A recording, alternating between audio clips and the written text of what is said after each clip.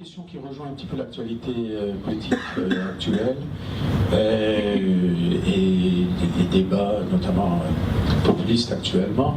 Dans quelle mesure vous pensez que ce mécanisme pourrait diminuer l'aspect fraude au niveau contrôle et également l'aspect qui nous est rabâché, c'est-à-dire la concurrence au niveau des avantages sociaux en Europe et l'immigration sociale en quelque sorte.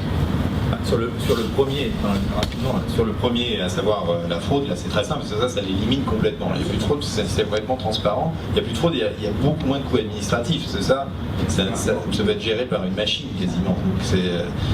Ça, je crois que c'est hyper clair. Et la seule chose qu'on demande, c'est la preuve des revenus. C'est tout. C'est la seule condition. Donc effectivement, on peut peut-être tricher sur ses revenus. C'est bien compliqué. Comme aujourd'hui.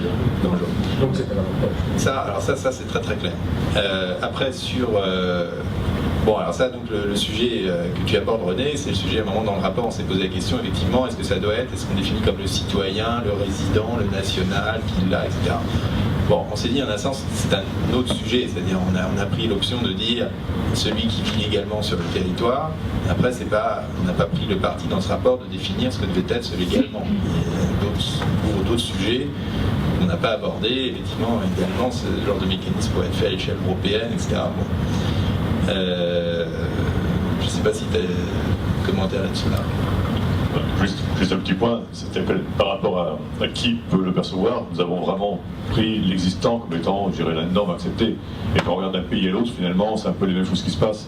C'est-à-dire que les nationaux, les résidents de longue durée, situation légale, mais qu'ils aient le droit de vote ou pas dans le pays, c'est pas trop la question. Oui, ça c'est pas la question, c'est sûr. Voilà, donc c'est vraiment indépendante. Comme c'est un mécanisme fiscal, et qu'en France, depuis, malgré ce qu'on veut nous faire croire récemment, la fiscalité est indépendante de la nationalité, de l'appartenance à la nation. Oui, pas du vote, mais non, mais d'accord, mais justement, l'étranger paye des impôts. Et par ailleurs, les Français de l'étranger ne payent pas d'impôts, donc la citoyenneté et la fiscalité, on était déconnectés depuis la Révolution française. Enfin, je pense qu'en tout cas, on peut faire. Voilà, peut-être une dernière question pour Léna Stélo. Pas spécialement pour le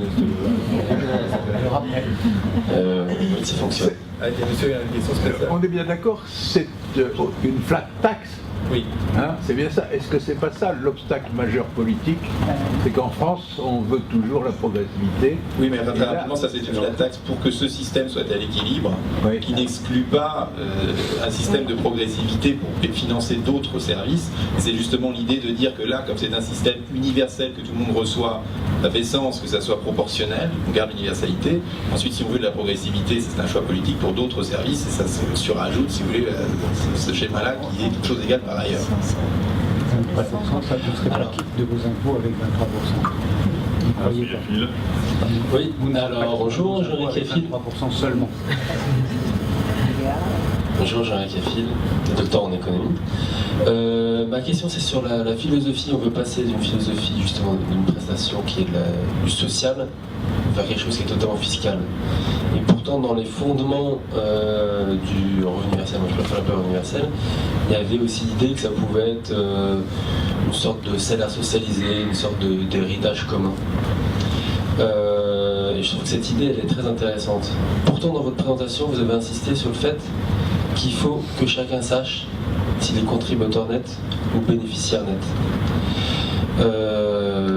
Est-ce que c'est une bonne idée ou pas? Est-ce qu'au contraire, il ne faudrait pas justement que ce ne soit pas visible à l'œil nu, qui n'est pas à la fin de l'affiche, hein.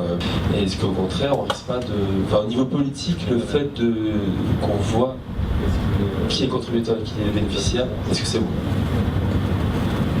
C'est en effet, c'est en fait ce que je disais au début, quand je disais qu'il y avait plusieurs conceptions du revenu universel. Une conception, pour aller très vite, on est un peu collectiviste, qui consiste à dire que chacun a son salaire, une sorte de salaire, je disais fonctionnalisation un peu de fait, rien que par le fait qu'il existe pour la société et dans la société. C'est un peu l'idée que vous défendez. Et nous, on prenait une approche inverse, qui vous beaucoup plus individualiste, en un sens, je le reconnais parfaitement, et qui justement ne présuppose pas une totalité collective dont nous serions par définition heureux de faire partie. Ça, c'est un point de départ, en effet, philosophique. C'est Rousseau contre Locke, peut-être. Pardon, est-ce que la différence... Il faut faire attention au vocabulaire. Quand on parle du revenu universel, il ne faut pas appeler ça un salaire. Là, on entre dans une dialectique très dangereuse. Le salaire est quand même lié au travail et le revenu est lié à l'existence. Donc le revenu universel, c'est à partir du moment où on est dans une société suffisamment riche, chacun a droit à vivre. Le salaire, c'est la récompense, la contrepartie d'un travail. Donc un salaire socialisé, ça ne va pas du tout avec un revenu universel. Il ne faut pas se tromper de vocabulaire.